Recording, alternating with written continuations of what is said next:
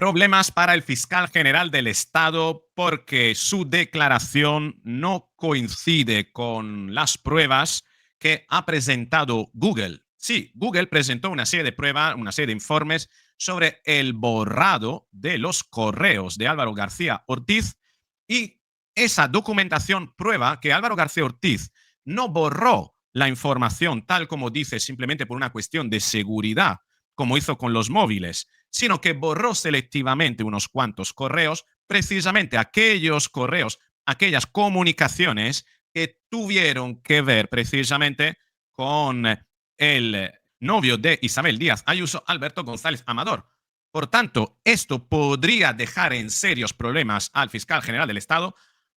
Acompáñame en este vídeo porque vamos a analizar la noticia, una noticia de la que pocos medios se han hecho cargo, pero que podría meter en serio problemas al fiscal general del Estado porque podría inducir al juez a pensar que el fiscal general del Estado mintió y que, por tanto, él podía hacerlo. No es un testigo, es la persona que está siendo juzgada, pero esto podría inclinar la sentencia de una manera irremediable hacia la condena. Acompáñame porque vamos a ver de qué trata todo esto. Venga.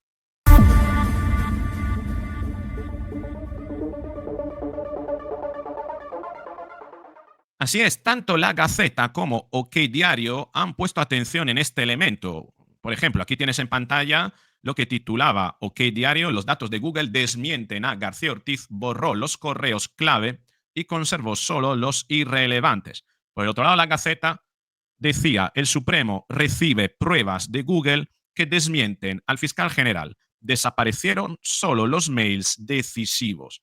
Eso es un elemento fundamental, podría ser clave para una condena al fiscal general del Estado. De hecho, vamos a ver qué es lo que dice, ¿no? O qué diario. No hay que olvidar una cosa, que el borrado del teléfono móvil, el fiscal general del Estado lo justificó como que periódicamente lo hace por una cuestión de seguridad, porque dispone de muchos datos, ¿bien? Muchos datos de otras cuestiones y no quiere que a lo mejor perdiendo el teléfono, pues toda esa información quede en manos de terceros. Sin embargo, no existe un protocolo para el borrado y él lo hizo de manera espontánea, tampoco atiende a una, digamos, a una fecha muy concreta en la que o a un procedimiento muy estandarizado o tipificado, por lo que el fiscal general del Estado realice periódicamente esa operación. Tan es así que es significativo que el fiscal general del Estado borró su teléfono la noche que supo que había sido imputado, ¿no? Por tanto, al saber que iba a juicio, o más bien que iba siendo imputado, que pasaba por la fase instructora del juicio, decidió borrar, prácticamente resetear los móviles, establecer los parámetros de fábrica, ¿no? Como se suele decir. Y lo que llama la atención es que hizo lo mismo con un correo electrónico, porque una persona no hace eso con un correo electrónico. Una cosa es que tú puedas perder el teléfono, ¿vale? Se entiende, y que los datos puedan caer en mano de tercero, pero tu correo electrónico no.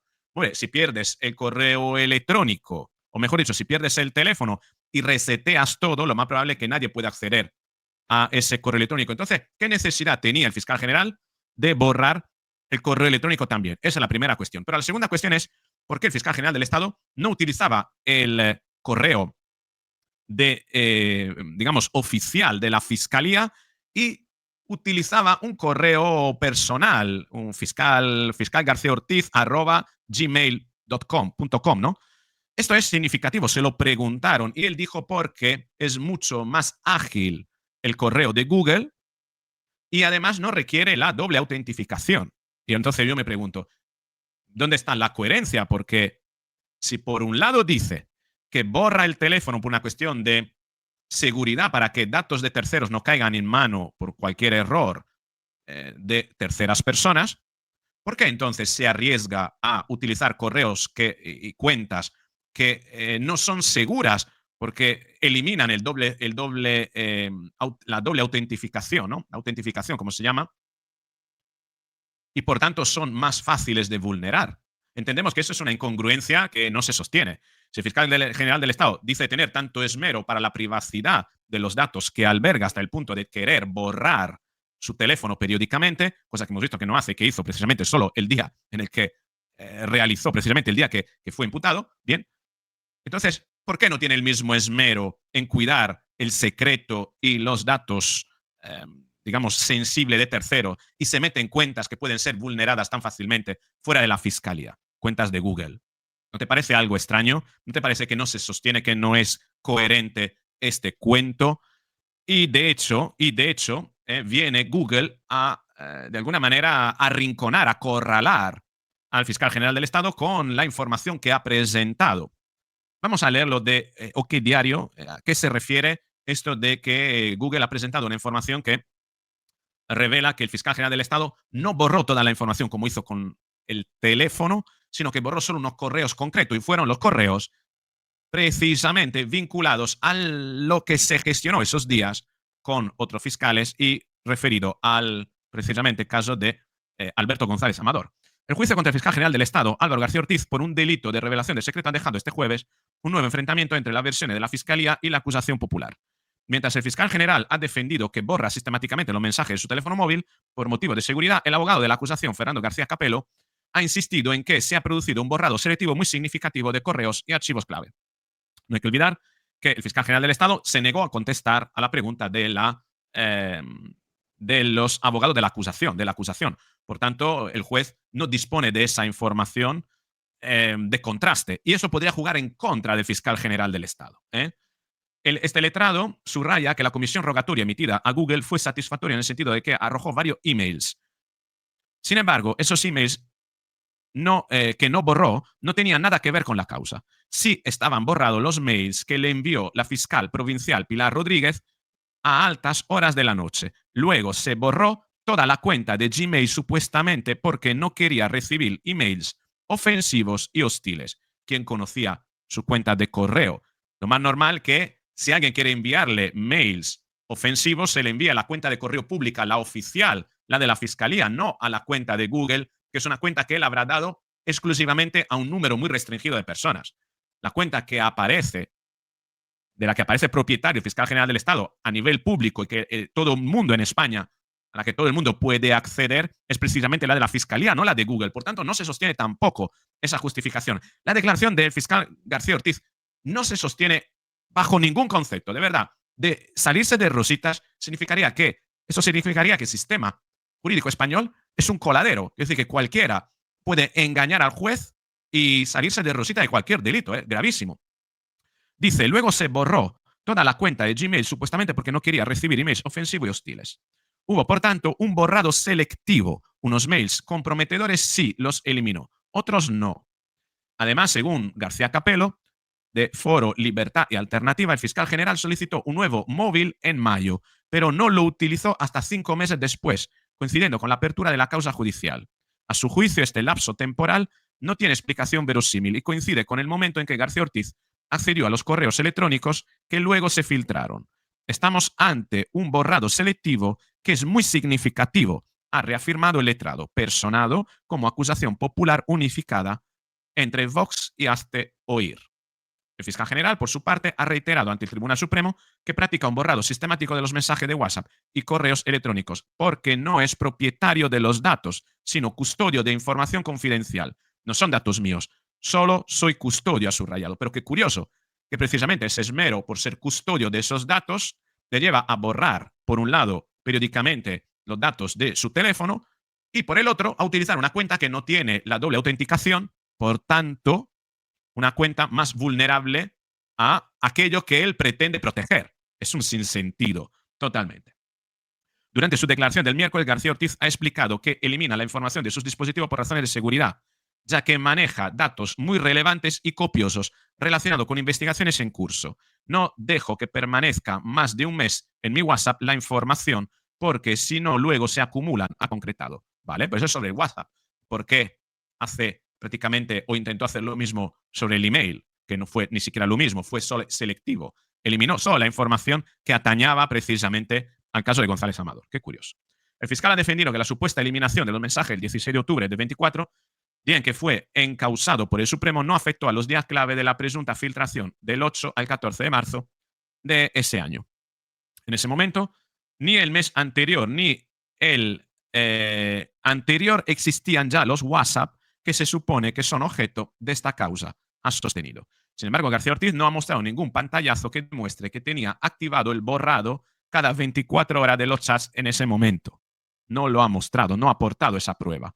Sería muy fácil demostrarlo con algún pantallazo que guarde en su galería o alguna evidencia de que tuvo que volver a pedir algo por WhatsApp porque lo había perdido con el borrado automático. Algo que sucede con frecuencia a las personas con esa opción activada. Sí que te pone como un circulito del reloj, como un cronómetro, con el 24, es decir, que a las 24 horas los mensajes desaparecen, se destruyen, ¿no?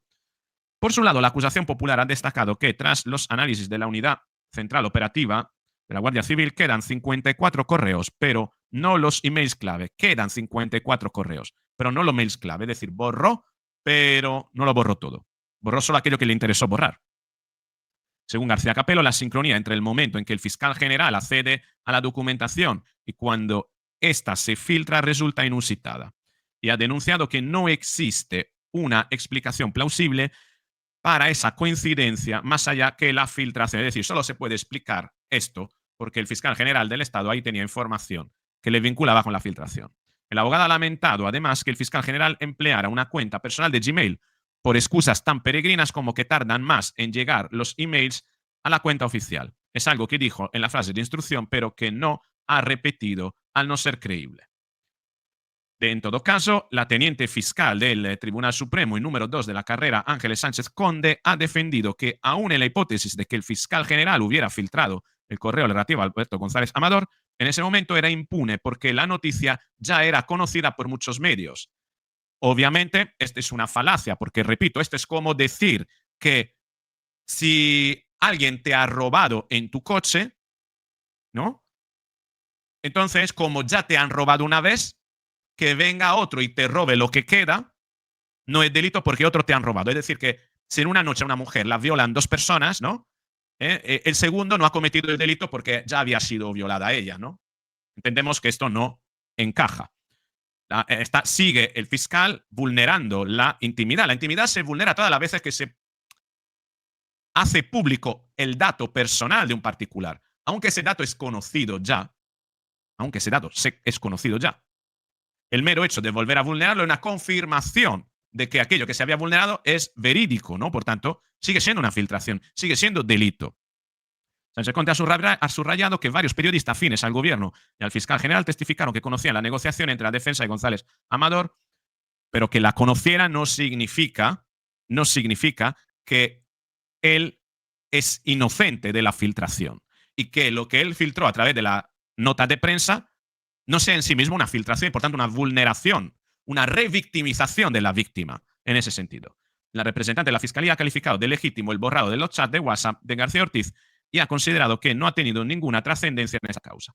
Durante el juicio, García Ortiz ha asegurado que cambia de teléfono móvil más o menos una vez al año desde que, al llegar a la Secretaría Técnica de la Fiscalía General, comprobó que los dispositivos antiguos se quedaban en una caja hasta que se reciclaban. Desde entonces ha afirmado gestiona su propio dispositivo y no los devuelve, fíjate.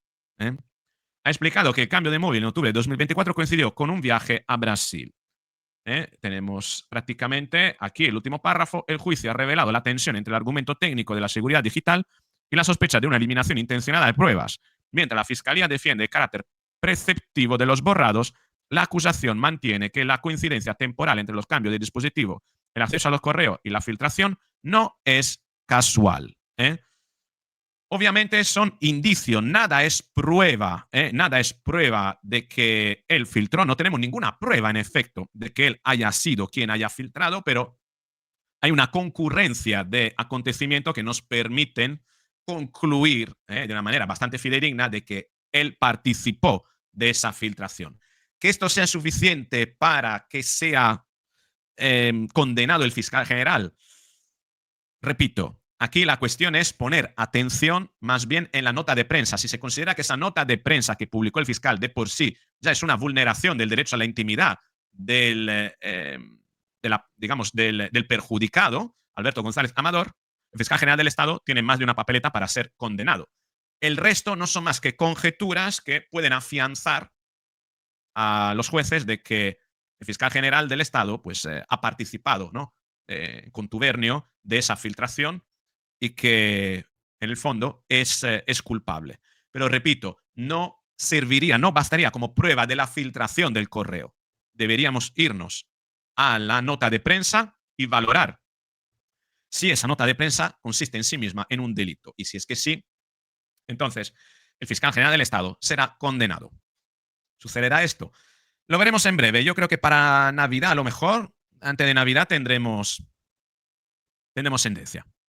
La verdad que últimamente, entre el caso de Rubiales, el caso de Dani Alves, el caso incluso de Begoña Gerpe, estamos viendo una justicia que va a contracorriente y además una impunidad para aquellos, como en el caso de Dani Alves, ¿no? Que se tragan tantos años de cárcel. Creo que se tragó un año de cárcel largo, ¿no? Dani Alves. Al final, nadie pague por esos errores, ¿no? Veremos qué es lo que ocurrirá con el fiscal general del Estado. Desde mi punto de vista, desde luego, es culpable y debe ser condenado. Pero vamos a ver dónde pone atención el juez para justificar eventualmente la condena o su exculpación. Si te ha gustado este vídeo, dale al me gusta, hazlo llegar a más personas para que comprenda realmente lo que hay detrás de este juicio.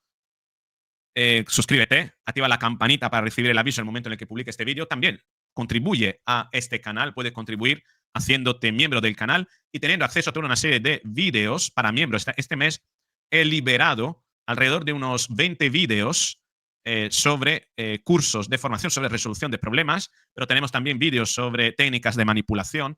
Hay toda una serie de vídeos más técnicos para que comprenda la psique, sobre todo en aspectos de manipulación, que te puede ayudar a no caer víctima de ella. Bien, con eso es todo. Un beso. Nos vemos en el próximo.